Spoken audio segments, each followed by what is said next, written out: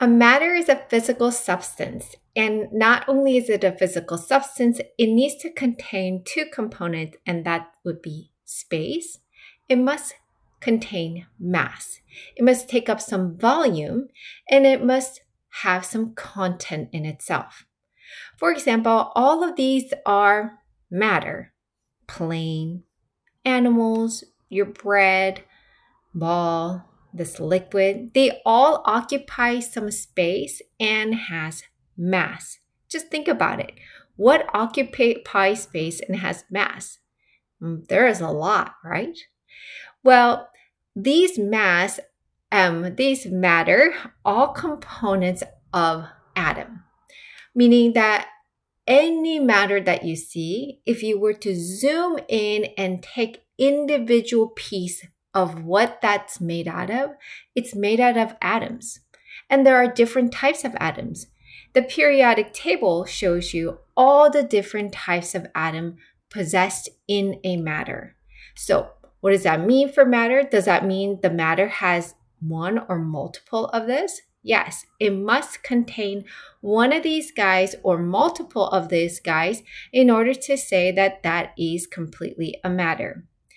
It's really easy to define what a matter is and to come up with what a matter is, but can you think of something that is not a matter? Just think about it.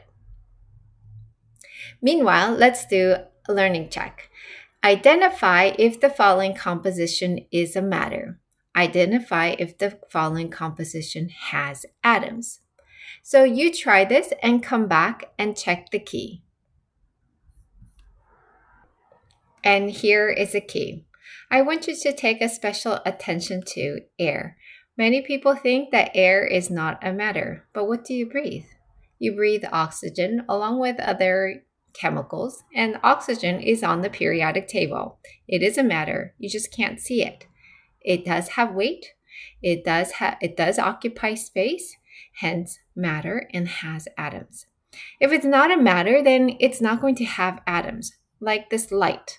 Light, it doesn't have any content, and so it is not a matter and does not have atoms. All matter occupies space and has mass, but they could also go through what is called the difference in physical state of matter. What does that mean?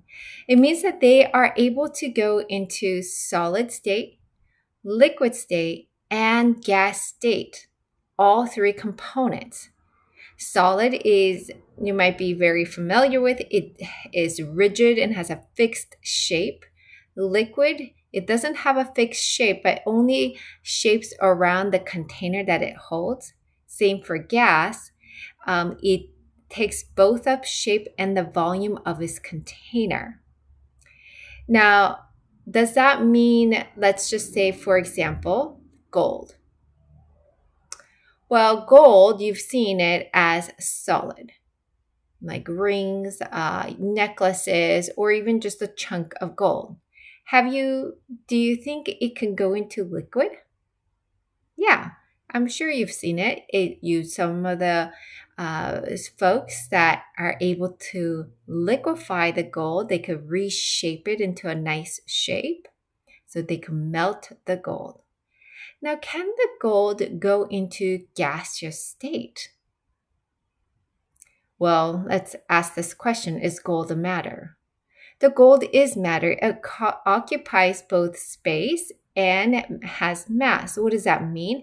It means that it can go into all three states. It's just that in just normal daily life that we think about, we don't really think about a gas state. But at the right temperature and the right pressure, the gold can go into the gas state. So with that in mind, let's do a learning check. Could these exist as solid, liquid, and or gas? Well, the very first question is to really ask, is it a matter? Come back and check the key. And here is the key. All of the matter is yes, and if it's not a matter, no.